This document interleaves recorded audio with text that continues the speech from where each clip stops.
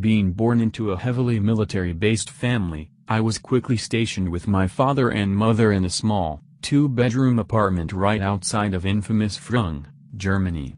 Growing up, my father was very busy, so me and my mother traveled around the cities, looking at castles and reveling in the immense culture around us.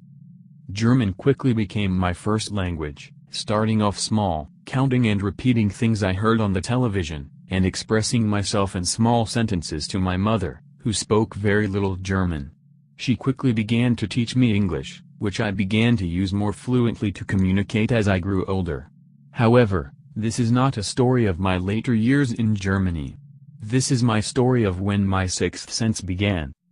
My mother tells me the stories often, reminding me how I was born like her grandmother, who I am properly named after. Her grandmother was a vessel for the supernatural, hearing them, seeing them, feeling them, and being able to communicate with them.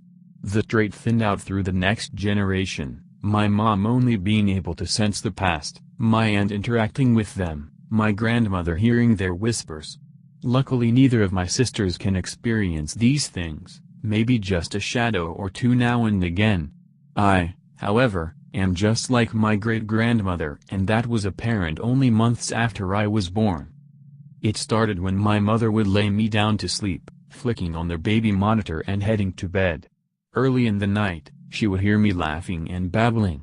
She describes it as if someone was standing above my crib, tickling me.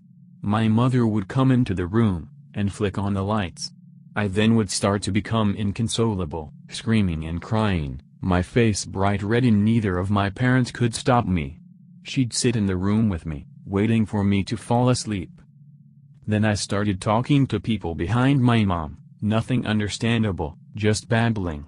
Taking toys over and handing them to an unseen person. Waving my hands, like I was explaining things to them. Just a child's imagination. Things quickly became clear after one night my mom heard me talking to someone in my room. She rolled over, 2 a.m. Why was I up, and who was I talking to? She sat up quietly in the bed, trying not to wake my father. She leaned in close to the monitor, and heard my toys going off. How did I get out of my crib? She walked to my bedroom, only to open the door and witness something out of a paranormal movie. I was laughing and sitting in my crib, while electronic toys and stuffed animals danced around the crib. I clapped and laughed, never noticing my mother. She flicked on the light, and everything stopped. The noises stopped. The toys fell to the floor. I just sat in my bed giggling and clapping, not knowing what was to become of my life.